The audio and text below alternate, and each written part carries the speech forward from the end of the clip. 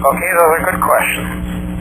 Anxiety is probably helped a lot more with magnetic fields. There is research going on with very powerful magnetic fields that treat what's called treatment-resistant depression. If you have mild depression, I think the magnetic fields will tend to help you with that. Again, it's something that you will need to continue to use over some period of time. I would not consider it a cure. So if you have it, to use it for one treatment, you won't be cured of it. You have to continually rebalance the body's chemistry so that the benefit from the magnetic fields on depression is helped. Obviously, people who are physically ill or not feeling well otherwise are more likely to have depression. So reactive depression is just by making the body feel better will tend to also improve. So the bottom line is, I think depression will tend to be improved. It often happens quickly, within a week to 2 weeks of first starting on the QRS, in some cases much faster than that. In many cases, you get an improvement of sleep right away. Even though the depression itself hasn't lifted, people will be able to sleep better, and that also will tend to go along with improving the depression faster. With ADHD, I have experience with a pediatrician. This pediatrician I've been working with static magnetic fields, including shoe inserts and magnetic mattresses, who has found significant benefits with ADHD. There's another neurologist who's been working with magnetic fields who's found benefits with various neurological syndromes using a magnetic field that's actually weaker than the QRS. So the QRS would be expected to produce something very similar. You should be able to see a benefit in ADHD very quickly. One of the things that I advise people to do when I get asked about ADHD is that diet is extremely important in these children, usually it's children.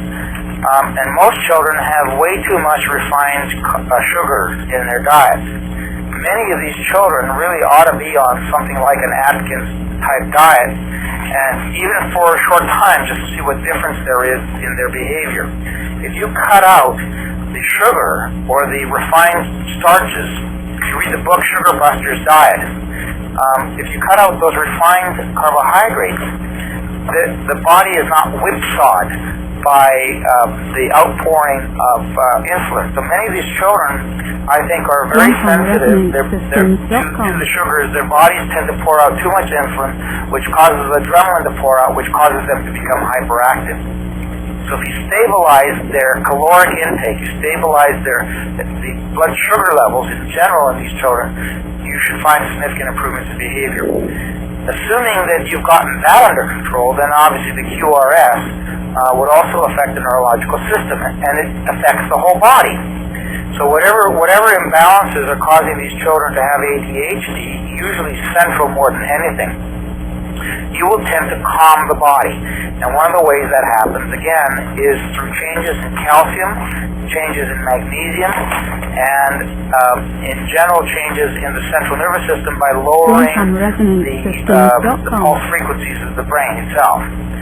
I might also add that one of the things we didn't talk about is coenzyme Q10 is another herbal therapy that I often recommend for people who have significant pain.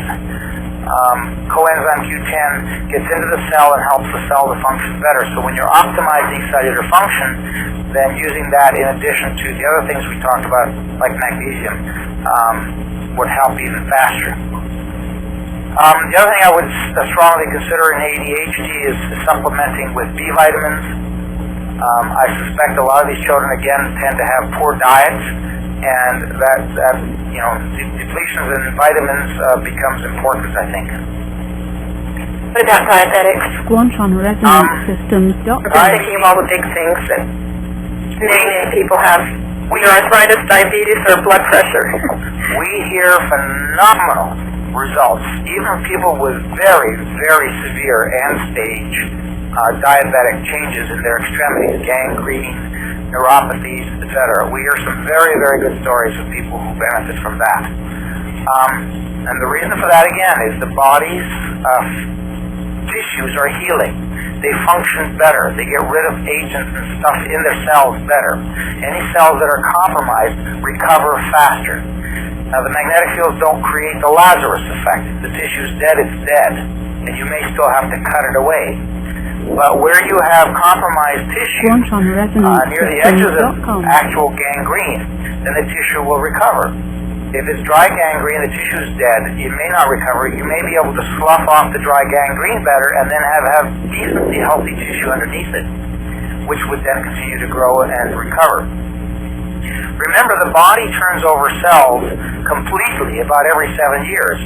Some cells in the body turn over much faster. So when you expose the body to a magnetic field, it may take upwards of 7 years before you get to an optimized level of health with the optimization that the QRS could cause. Arthritis, we have some reports that cartilage cells outside the body do grow under the influence of a magnetic field. They are healthier, they're stronger, they have more water content. Water content is extremely important in decreasing the development of arthritis. So the magnetic fields help, at least in a lab setting, they help cartilage to regrow. We haven't found yet, we haven't done the studies yet to show that they actually make an effect in the body to actually regrow. However, we do find, and there are several studies now that have shown this, that magnetic fields with arthritis decrease the swelling, they increase the mobility, they increase agility, they increase stamina, so people can walk longer and farther and faster and harder with the magnetic fields with arthritis. It may take 3-4 weeks in order to get some significant changes with the arthritis, and you may get some plateauing at about 8 to 12 weeks. Although often what happens, even with 1 or 2 weeks of treatment, the benefit often will last weeks after that initial treatment. If you do have arthritis, then you may be able to, over time, reverse it. Studies have been done in dogs. One study has been done in dogs using magnetic fields, and they found that the dog has developed arthritis 30% less over a 3-month period than dogs exposed to control magnets or sham magnets. So the implications of this are that we can actually, if we use these fields over long periods of time, we may actually decrease a lot of the arthritic change that happens to people as they age. And that's one of the things we're looking for, as we start to have more people using them over longer periods of time to be able to see that kind of benefit. I've used some little magnets. I have a little arthritis in my index finger, and I used some non-QRS type magnets on that index finger, and it was amazing after 3 or 4 days what difference it made to that finger. Using the QRS in combination with static magnetic field can often create faster improvement and faster benefit. Well, we have some really good questions tonight. It's after 9 o'clock now, and I think we're going to have to close for this evening. Erin or Christina, do you have any closing comments? Yeah, just one thing. If you'd like to set up a phone appointment with Dr. Pollack, you can contact me, Christina, or Karen. Thank you, everybody. Thank you. Have a good evening. Have a great month. Thank you. Take care. Bye-bye. Bye. Now.